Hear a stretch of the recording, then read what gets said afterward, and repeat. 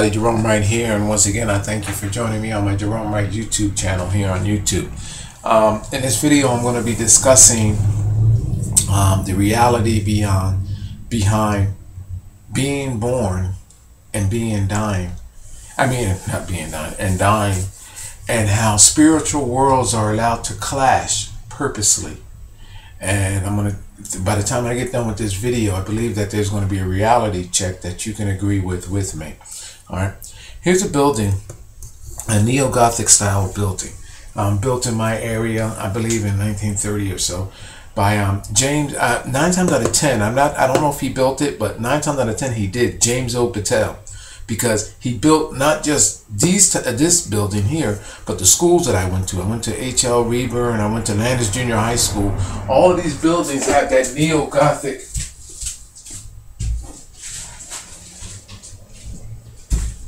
neo-Gothic air to them. And this guy Patel has been in my area along with the Masons. The Masons are here too in my area. I found all this, but this is what you can expect to be on. This is the school that I went to, Landis Junior High, and this is in one of the towers. Look at this. You would not expect for this to be on no school where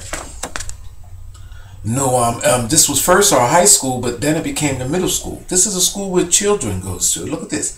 Look at this. This is on Landis and Vineland. Look at this guy.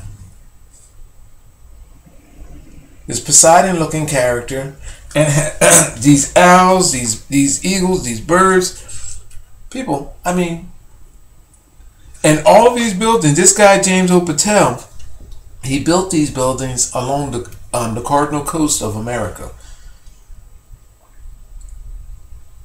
Look at this. All right, I'm going to get off of this because this is not what this video is about. I just want to let you know. Oh, here's another. On that school. This is all on the school building in my area, built by James O. Patel. You got to check him out. He's an architect, and he built a lot of these buildings. A Reber school that I went to is similar to this hospital where I was born.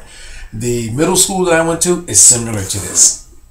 Okay, and we have such buildings. Our Historical Society building in Vineland on 7th Street is similar to this. So these buildings are all like this. Now this is a hospital where I was born, and 9 times out of 10, and this is the before they added the entrance area, this was the main entrance area up close. You see this here? And I'm calling these buildings, what I'm describing this stuff as being symbolized as urns. Yeah, that's right, urns. A symbolization, letting the dimensional from the other side know that this is where this collection takes place at. You can either snatch a soul or jump into a soul, or snatch a soul to take out dimensionally, or you can jump into a body and take a body here. This is your doorway that we give to you, and this is what these places are symbolizing. It's my position that they're stating that you can come and claim a soul to take it back with you if you want it, or you can leave the spiritual world and come back into the realms of the living world, and you can pick a body here.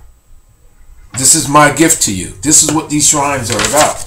Here's a railing in the hospital, and all through these buildings you'll see such similar symbolizations that you can see in Wicca or in demonic signs and symbols. I mean, this stuff here should not be, but this is not what I'm talking about here. Here's a diagram of a hospital right here. I don't know if you can. I'm going to back off of this and I'm going to have to kind of speed up. Here's a diagram of a hospital, and I'm already zoomed all the way in. I'm going to back out some. All right, let me back out. Here's a diagram of a hospital. I don't know if I even got it up right or whatever. What's amazing about this is in this diagram, in this hospital, is that a baby could be being born right here. And let's say this is the baby's ward right here. A baby could be being born right here in any one of these sections or on this floor. And over here, a child could be dying. It could be pediatrics or whatever. You see, there's no separation. And then let's just say if this whole floor here was pediatrics, and then there was another floor that was the ER. What I'm stating is that a baby is being born here in the paternity section, and then in another section of the hospital in the ER, a life is being taken. There's a collision where life being born and then life taken away can collide with each other. Let's just say I'm this evil person. I'm a devil worshiper, and my time has come. I'm dying. And given everything that I understand about living and dying, I know that at the right time of letting go, or in any time of letting go, there's an opportunity for me, a dimensional one. I'm on another floor of this building. My spirit my spirit pings throughout this hospital before it leaves. I can look for a place to hide my spirit, or to say, hey, these existences from the other side, I know how to get around from them. I know how to travel through this building. And just as I'm dying, over here, Mrs. Smith is giving birth to a baby, a newborn baby. My spirit is floating through this building, looking for an opportunity, a place to hide from those, the grim reapers that are looking for me. I'm all through this hospital. And boom, just as this Mrs. Smith is giving birth, the baby comes out. As they pulling the baby out, my spirit, my evil spirit, jumps into that baby. And now I've been given a new lease on life through this newborn baby.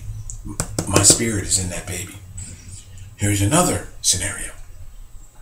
Besides that, dimensional doorways, I believe, are built, in these buildings, these stone structures. That's the secret behind these stone structures, behind these mason buildings. They're dimensional doorways. Imagine children being born, or anything, or someone dying.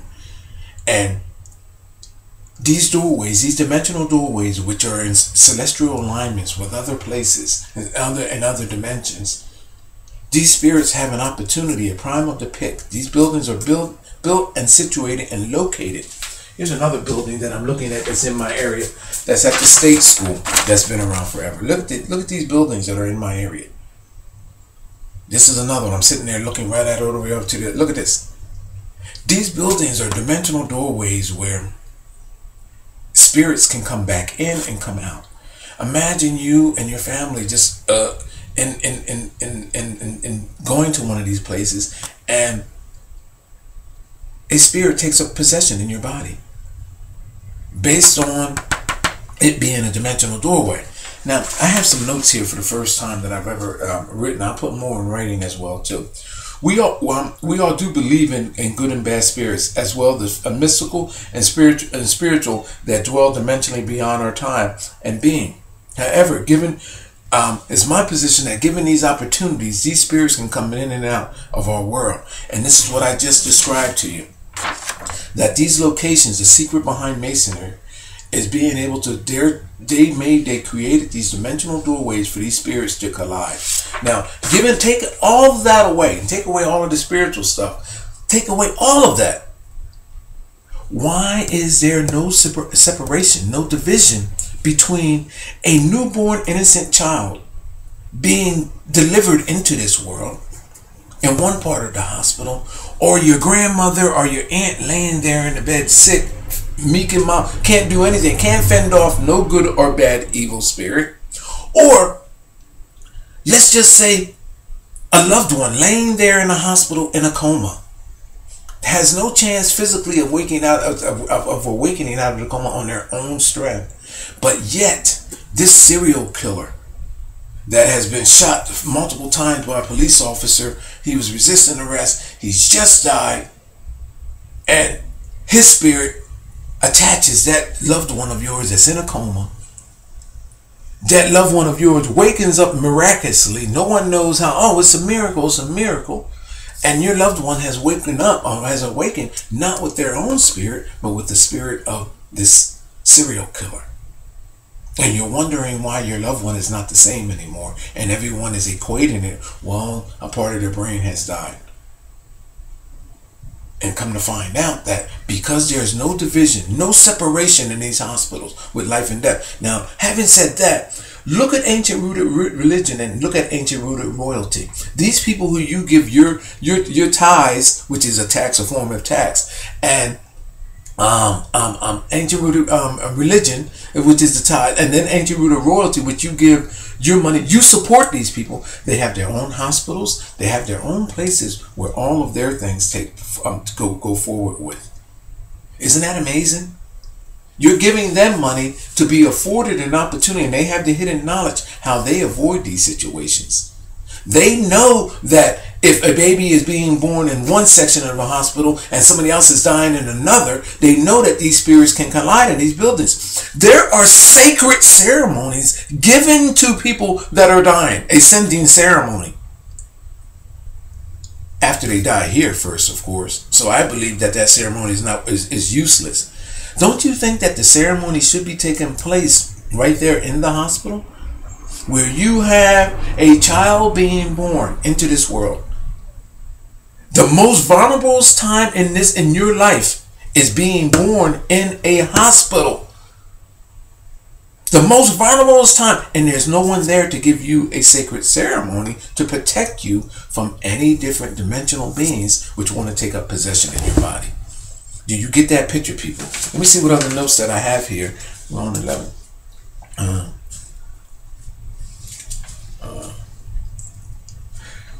It's my position that this is an open, that being in a hospital unprotected in that sense, in the newborn sense, and where it's permitted for one person to die in one part of the hospital and another to be born in the same building. Absent the fact that these buildings are not separated, a birthing facility should be entirely separate from that of an ER or from a hospital where there are dying and the sick. There should be no collision of the two. You can't be giving birth to innocence and then sending in death a evil spirit and expecting for them not at some point not to collide. Then on top of that, there should be some level of protection for a newborn child being born. If you are in the spiritual world, there should be some type of ritual, a prayer for this child in coming into the world during the birthing process. If you believe, if that's your religion, if that's your faith, then that's what actually should be taking place. But you very rarely, in most cases, do not hear of that happening. It's an unprotection, level of unprotection. Okay, I think I covered everything, and I'm just about out of time here. I'm going to put a little bit more in writing. But it's my position, people, that these hospitals and my hospital, by the way, I have about 2 minutes left. My hospital is called Nuka Hospital. Not only is the town that I'm in is strange as hell, because the guy that founded my town, Landis, you should see our cemetery, Saloom Cemetery, and all that. I mean, these places have stones and everything else in them that you would just find absolutely phenomenal. The Masons were here. Again, James O. Battelle was here. He's buried right now. He was born in Wilmington, Delaware, which is a neighboring city, but he's buried in Rome, in a cemetery, in a Gothic style cemetery in Rome. Okay, after he built all of these dimensional demonic doorways here in America, he's now in Rome. Okay, he's not buried in one of these type buildings that he actually built or style. However, my hospital where I was born has a crazy history too, because the Nuka is actually buried out in the center of the parking lot of this location of this site, and he's buried, guess what, under another symbolic symbolization, a beech tree, a beech nut tree. So here we have this neo-Gothic style building, a questionable history of the town that it is in, a questionable history of, oh, by the way, the founder of my town murdered a newspaper editor. Murdered the newspaper editor for questioning the sanity of his wife. So my town is just, I mean, you have to follow the history of my town. It'll drive you crazy. Okay, and plus on top of that, the founder of my town believed that he could journey to Mars. So all of this And these neo-Gothic buildings, the James Patel, and then the Newcomb guy that had this hospital, commissioned to have this hospital built, is buried out in the center of the parking lot underneath a beech tree. His remains. I'm going to go with that. I'll put more in writing. Thank you, people, and I hope you like this video.